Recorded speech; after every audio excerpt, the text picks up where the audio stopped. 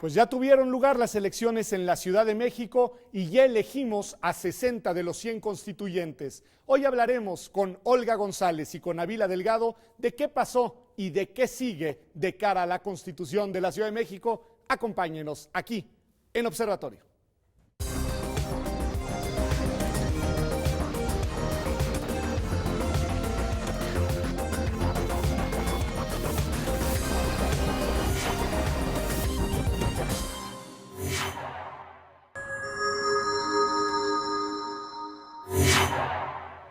Pues ya estamos aquí en nuestra sección Desde el Aula, en esta ocasión con Daniel Zapata, pues para platicar un poco de tus impresiones, Daniel, de esta elección. Ya tuvo lugar la primera elección para elegir a 60 de 100 constituyentes que haya tenido lugar en nuestro país en las épocas modernas, digamos. Ya pasaron las elecciones, ya salimos a votar, ya sabemos cómo quedaron los resultados. ¿Cuál es tu impresión de este proceso electoral?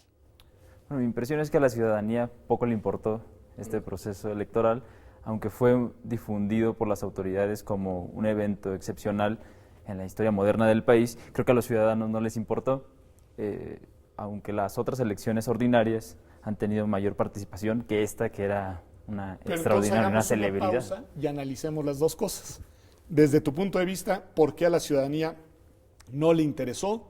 Y después la segunda pregunta. ¿Por qué, digamos, se dice, si es que lo es, que es una elección sin precedentes? Bueno, para contestar la primera parte, tendría que decir que puede haber dos lecturas, aunque hacen falta quizá datos para poder saber por qué actuaron de tal forma, por qué no actuaron de tal forma los ciudadanos, pero creo que una de las primeras lecturas que se puede hacer es que la gente realmente no entendió a qué se refería con un proceso para constituir una asamblea que iba a redactar una constitución.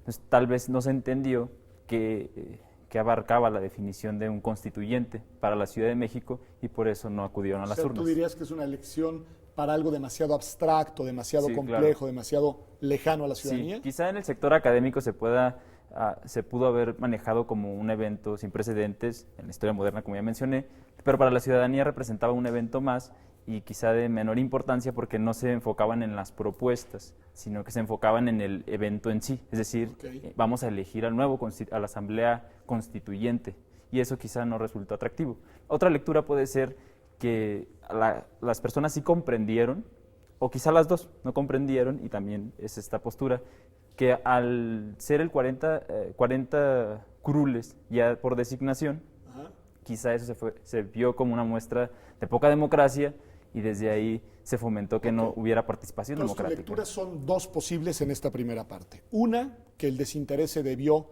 a falta de entendimiento, de comprensión de lo que estaba en juego, y la otra, que en realidad no fue falta de entendimiento, sino que fue, digamos, molestia ciudadana, porque de los 100 constituyentes, 40 serán designados designados ya sea por las cámaras del Congreso de la Unión o por el jefe de gobierno y el presidente de la República, y que eso generó, digamos, algún tipo de distanciamiento. Así es. ¿Cuál de las dos te convence a ti? Creo que una mezcla.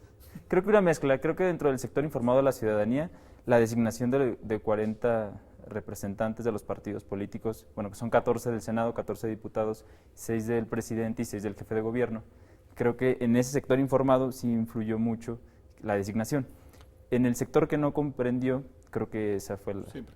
Una pregunta a ti, tu punto de vista sobre esta conformación de 60 constituyentes electos y 40 delegados o designados. Bueno... ¿Te parece bien, mal? Sí.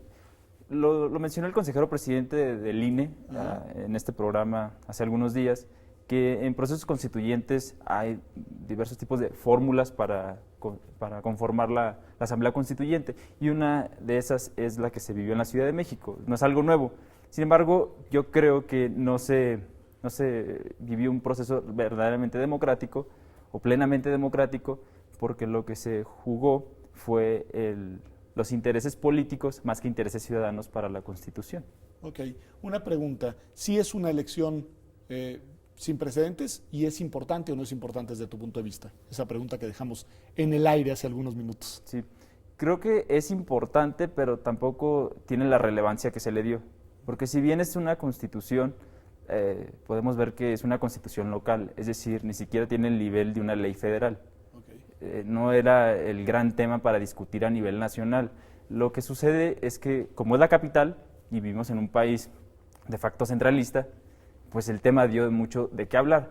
Pero en realidad creo que los temas más importantes en las elecciones pasadas fueron en los estados, Pues en los sí. que el cambio de los partidos que gobernaban en algunos estados cambió, más que el constituyente de la Ciudad de México, que al final es cómo se va a regir esta ciudad.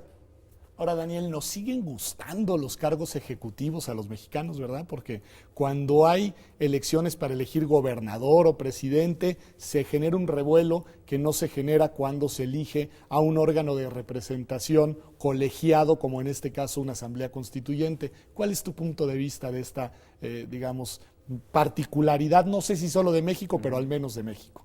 Yo coincido, tal vez tiene que ver con la historia política nacional, que siempre hemos tenido un caudillo, una figura a la cual seguir, y por eso es que las elecciones legislativas suelen llamar menos la atención en general, no nada más la constituyente, que tuvo una participación bajísima, tuvo un abstencionismo del 71%, pero en las presidenciales o en las ejecutivas, ahí sí hay mayor participación, porque creo que es cuando se ve más a los candidatos que en las legislativas, que quizás se ve más a los partidos. Sí, que además en esta ya lo platicaremos con Olga González y con Ávila Delgado. Además era una elección en la cual, ya lo explicaremos, pero se organizó todo a partir del principio de representación proporcional. Ni siquiera había candidaturas, digamos, unipersonales que pudieran atrapar la atención de las personas. Una última pregunta, Daniel.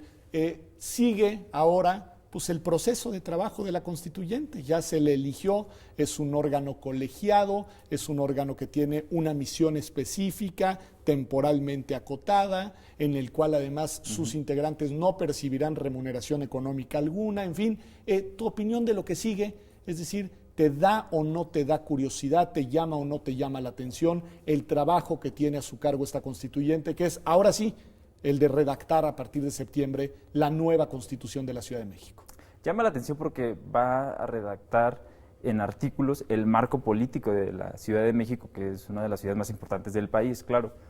Pero fuera del debate político creo que no es tan relevante, creo que es más para llamar la atención políticamente por algunos actores en la política nacional, y ya lo comentaba la doctora Marván. Creo que las fechas tienen hasta enero para terminar las discusiones, y sería una casualidad pues muy curiosa que promulgaran la Constitución el 5 de febrero. No es será seguramente una realidad, porque lo anunció el jefe de gobierno. El día en el que cumpla 100 años la Constitución de 1917, es previsible que se promulgue la nueva Constitución de la Ciudad de México. ¿Qué opinión te merece esa coincidencia? Bueno, creo que se puede embonar con las aspiraciones presidenciales del jefe de gobierno, y tal vez es una plataforma para su candidatura, es el candidato constituyente. ¿Y tú lo ves como una plataforma con energía y fuerza? No, se puede ver en el nivel de abstencionismo. A la gente, insisto, poco le importó esta elección, y creo que poco le importará si el jefe de gobierno promulga o no una constitución. Pues muchísimas gracias, Daniel, por haber estado aquí, no por primera vez y seguramente no por última, en tu espacio en Desde el Aula en Observatorio. Gracias a usted por habernos acompañado. Vamos a un corte y regresamos a hablar de esto, de la elección que ya pasó en la Ciudad de México y de lo que sigue de cara a la aprobación de nuestra nueva Constitución. Digo nuestra porque yo vivo acá en la Ciudad de México. Regresamos a Observatorio.